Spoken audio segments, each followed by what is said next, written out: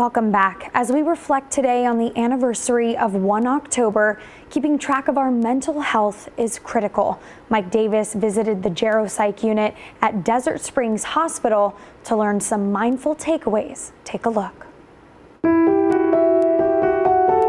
Today, on the anniversary of 1 October, we're here at Desert Springs Hospital with Christopher Bateman and Dr. Zafar with the Geropsych unit. Guys, thanks so much for being with us. Can you tell us, starting off, maybe how we can just better understand how we can deal with our emotions on a day like today? We have to understand that even though the event happened several years ago, the aftermath is still prevalent and lingers on in individuals. There's a misperception out there that PTSD is a war-specific diagnosis, whereas in reality, if an individual is threatened in a traumatic event and has symptoms, it warrants a diagnosis of PTSD. I also think the Las Vegas community experienced some vulnerabilities that it hadn't known before.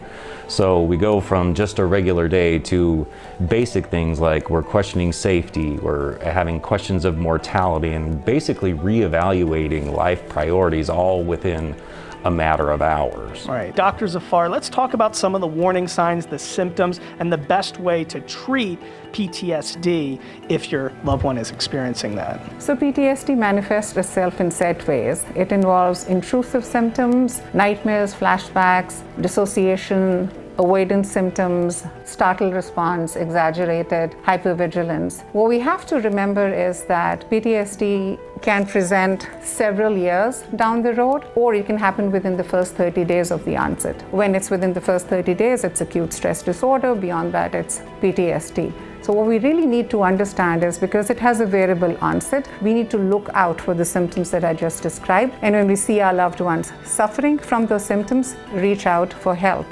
Help can be through psychotherapy or medication management. Okay. Lastly, Chris, could you maybe just give us a take-home message as we're reflecting on a day like today, the anniversary of 1 October? What's something good to keep in mind for everybody at home? I think one of the most important things is looking out for opportunities to be supportive. And we need to keep in mind the broad spectrum of people that were affected by this. There's EMS drivers and law enforcement and healthcare professionals and a whole slew of frontline people that are still dealing with the front lines today. You don't have to be in an event like that to be impacted by it. We've all heard the saying, history repeats itself, and unfortunately that's often used in a negative connotation. I would say that I believe history will repeat itself in that Las Vegas will find its resiliency every time through the unity of its community members. That's really important, and thank you guys so much for all this valuable insight on a day like today, and I'll toss it back to you guys in the studio. And that is why it is always so important to be kind to people, because you never know what somebody is going through. Thank you, Mike, for that. And for more information on the Geropsych unit, visit DesertSpringsHospital.com, or you can call 702-894-5508. More, we'll be right back.